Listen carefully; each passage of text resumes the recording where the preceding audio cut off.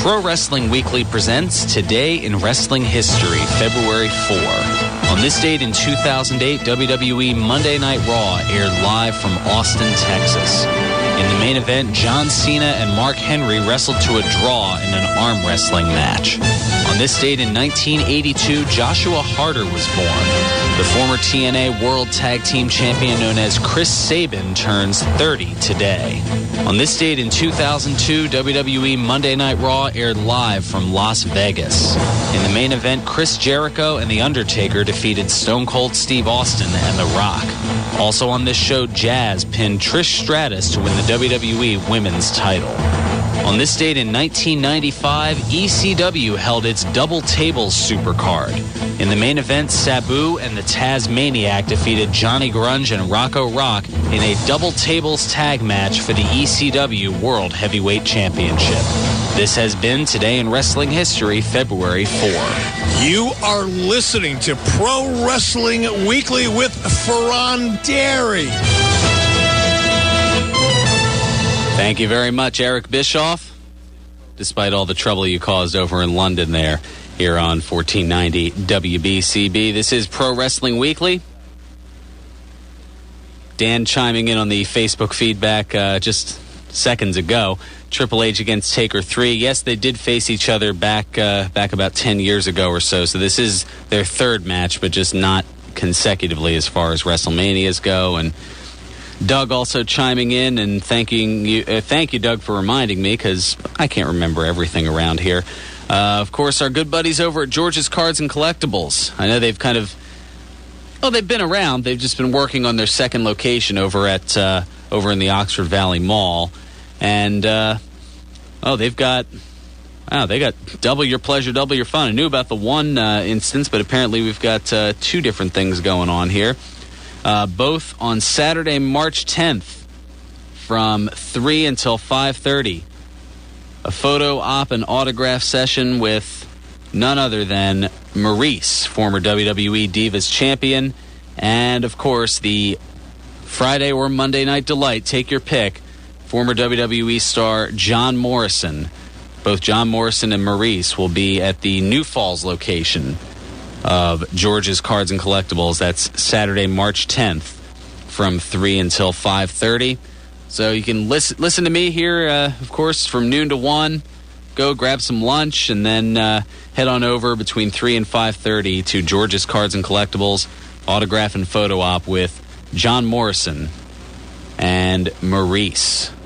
Together or separate, but they'll both be there at the same time.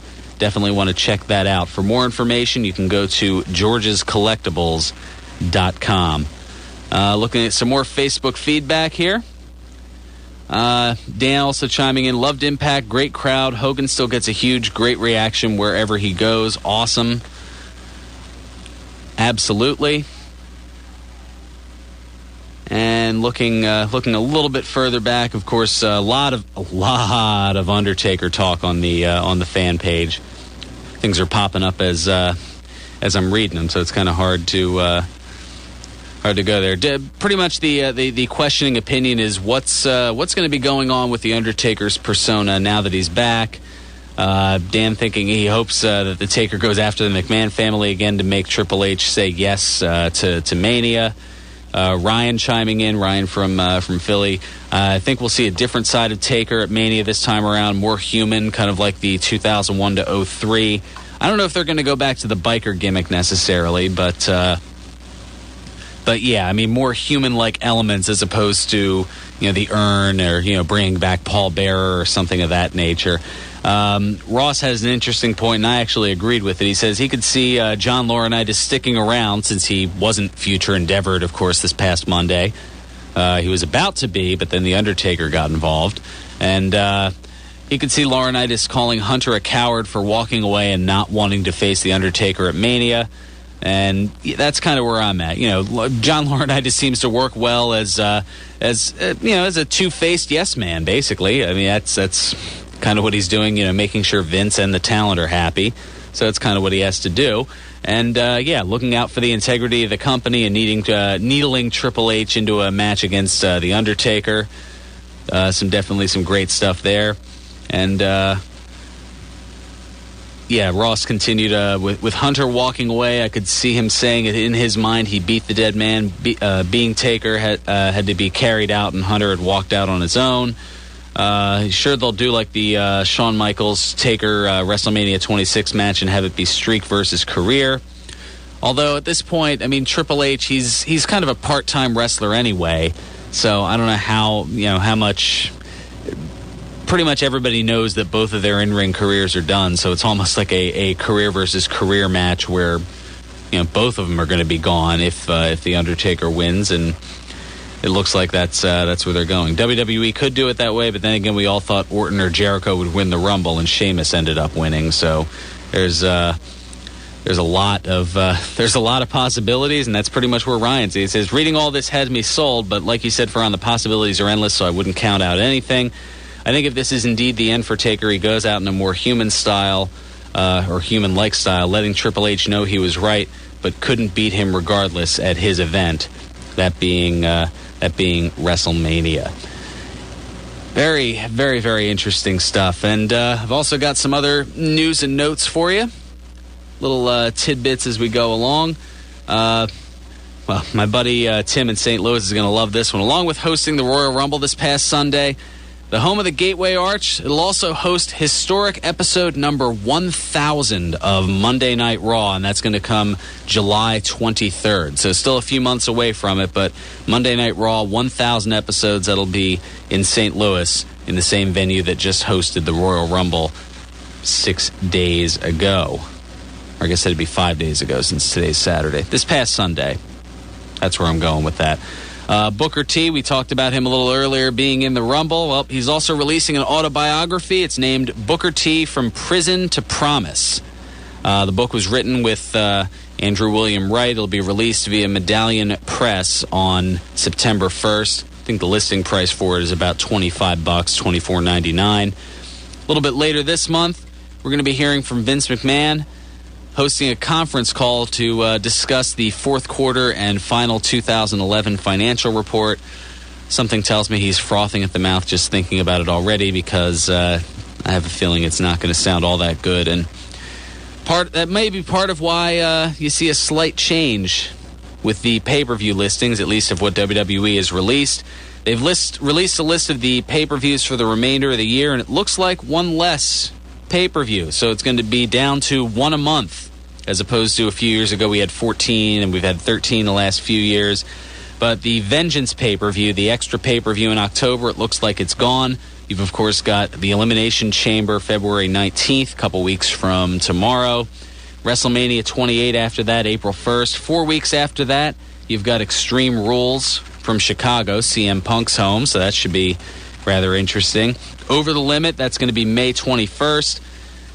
The June pay-per-view, they haven't exactly come up with a name for it since they called it Capital Punishment last year, and that was because they were in the capital of the United States, Washington, D.C., but this year it's being held in East Rutherford, New Jersey, so they can't really go with that, so they're coming up with a new name for that. Money in the Bank, how appropriate, that's going to be July 15th in Las Vegas, Nevada. So I'm sure there's going to be a money theme for that. SummerSlam's going to be once again in the Staples Center in Los Angeles, and that'll be on August 19th. And you've got Night of Champions in September, Hell in a Cell in late October, Survivor Series November 18th, and the TLC pay-per-view December 16th. Venues for the September through December pay-per-views have not yet been determined. I talked about it a little bit earlier, and hopefully I won't get thrown off the air for repeating what was said over the course of Twitter between John Cena and The Rock, but they're definitely at it again. Cena took a jab at The Rock for not appearing at a WWE live event in Topeka, Kansas, and The Rock responded, "I was electrifying Topeka while you were, I don't even know if I can say that. Well, let's just say it involves yum rockets. You can figure out where that's going, and of course you can check out The Rock's Twitter to get the direct quote. But I have a feeling that it might upset a few people. But we'll just say that it involves yum rockets in college, and he goes on to say, "My boot, your ass." Yes, Cena didn't really care for that, and he followed up by saying, "So it's apparent that my actor buddy Dwayne doesn't like homosexuals or a secondary education." He follows up, "Very classy, tell Brian to write you better stuff."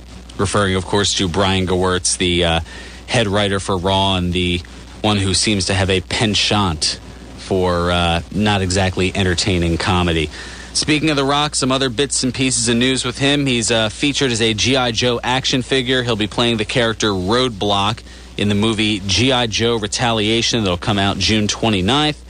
And to promote, well, various movies, including that, and possibly even a WrestleMania plug in there as well, The Rock is scheduled to appear this Monday night, of course at 11:35, on NBC's The Tonight Show with Jay Leno. Wonder if Jay Leno will bring up that he wrestled with WCW. Something tells me that that'll come up in there at some point. We'll get back to the news and notes in a minute, but first, let's get back to the phones. Steve checking in with us. Steve, welcome to Pro Wrestling Weekly. How's it going, Braun? Not too bad. What's on your mind? It made my day knowing the Undertaker's back. I think Rat Boy's got it half right. Half right. Half right. Shawn Michaels will be the special referee. They'll stack it so Triple H is going to... You think this will be Undertaker's last match, right? It's pretty safe to presume that, yes. Okay, here's a real wild idea. I don't know if Vince would want to do this. It's up to him. He's just about ready to do the pedigree on Undertaker. It looks like it's over the street. Guess who pops in? 4 old guys named the Horsemen. They jump everybody. And at the very end, you see Ric Flair putting the figure 4 on Undertaker, and then Shawn Michaels knocks him out, and that's how it ends. Because Undertaker beat everybody. Huh. That is... That's and then the Horsemen take Undertaker on their shoulders and take him out. Let him go out the right way. All the legends go out together. It does have kind of a storybook quality to it a little bit, doesn't it? About it? And then in the end, you see 2 people in the ring, Shawn Michaels and Undertaker, scratching their head, saying, "Wait a minute, this is how it was supposed to end."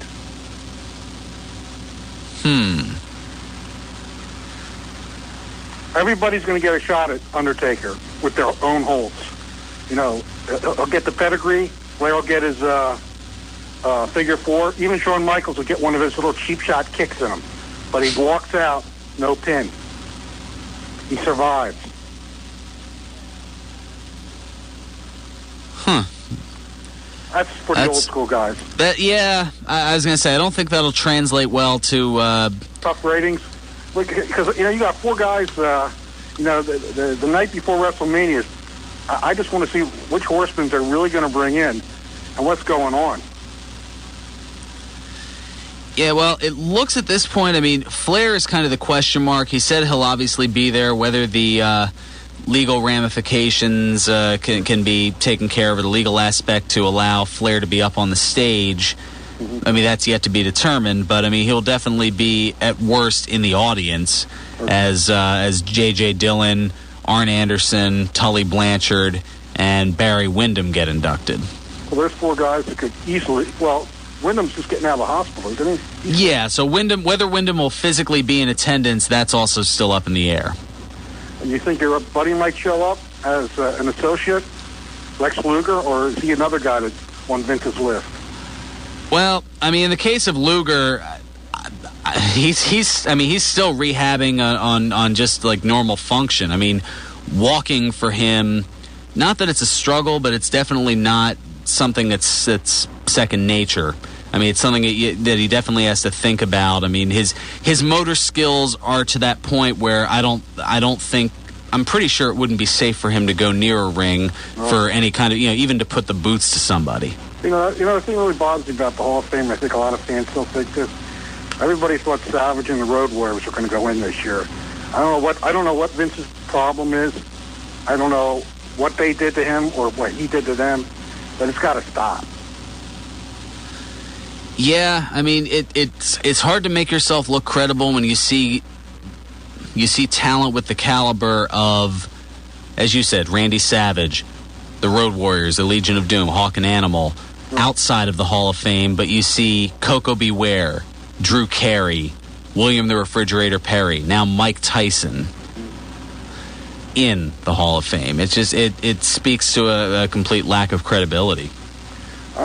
It will be an interesting thing with Undertaker. I know, I just have in my heart that there's going to be somebody on the outside that we haven't seen in a long, long time that's going to save him. I just have this feeling that the pedigree is just about ready. The lights will go out, and when you see this person, you'll say, "Oh my God!" Well, maybe that's where we see Paul Bearer in the urn. One last attempt to get the Taker back on his feet. Maybe. That might be a nice full circle thing too. Yeah, someone from the past, I think, is going to have to save him. Yeah, I would not be surprised to see a Paul Bearer appearance. All righty. Have a good one there, Bron. No problem. Appreciate it, Steve. A couple of other quick football comparisons. One that I'm surprised nobody mentions, probably because people want to keep it unmentioned, but I'll throw it out there anyway. The XFL, of course, from a little over 10 years ago. Vince McMahon's failed venture into creating his own football league. That's pretty much all I need to say about that. I think most people are familiar with that. Something a little bit more obscure, but something that I definitely remember from early 1996. In fact, New Year's Day of 96, the Raw Bowl. You remember that one? Of course, where it was kind of spoofing the various college bowl games as opposed to the Super Bowl, the pro football game. But, of course, in that you had the tag team match. It was almost like a fatal four-way at the time, although they didn't call it that. But it was a four-way match between then tag team champions, the Smoking Guns. You also had Owen Hart and Yokozuna in there, Razor Ramon and Savio Vega, and, of course, from the $1 Million Corporation, Sid, along with the 1-2-3 Kid. I'm sure that brings you back a little bit. And just another little tidbit, some various wrestlers who at one point or another played pro football. Hacksaw Jim Duggan, of course, Lex Luger in there, Mr. Wonderful Paul Orndorff, Ron Simmons, Big Van Vader, Steve Dr. Death Williams, Goldberg, of course, played with the Falcons for a little bit, Brian Pillman, of course, with the Cincinnati Bengals. Going back a little old school, the Big Cat Ernie Ladd, Wahoo McDaniel, the Alpha Male Monty Brown, a little more recently. JBL, he played football for a little bit, not surprising for that big burly Texan. Brock Lesnar, of course, he tried and ended up getting cut by the Minnesota Vikings. And The Rock, he played a little CFL before making his way over to be the Blue Chipper back in 96. I'm sure that takes you back a little bit as well. Anyway, that's going to just about do it for me. Two other quick tidbits because we have just enough time for them. Matt Hardy's court hearing that was scheduled for this past Thursday, that's been continued. Hardy still faces charges of driving while impaired and exceeding safe speed, felony possession with the intention to distribute, felony possession, a couple of misdemeanors as well in there, violating of a court order, possessing drug paraphernalia. All not good stuff, but hopefully Hardy will be able to turn it around as he's been working on doing. And for those who saw the Rumble, that young girl that Big Show approached at ringside, that was Randy Orton's daughter. She was the one who ducked and hid behind the guardrail and then shared a laugh with Big Show. He said, "I know who your daddy is." And that was, of course, Randy Orton's daughter. And Randy Orton's wife was, of course, his wife Samantha was standing there with the daughter. So just a little interesting, little playful, fun, little playful jab thrown out there. Anyway, I'll be back next week. I'll have the full lineup for TNA's Against All Odds pay-per-view. I'll only be with you until 12:45 next week, an abbreviated show due to high school basketball, and that's what we've got next here on WBCB. Mike Samsel brings you high school basketball of Neptune and Trenton Catholic Academy. For now, for Ron Derry, catch you next week here on Pro Wrestling Weekly on WBCB.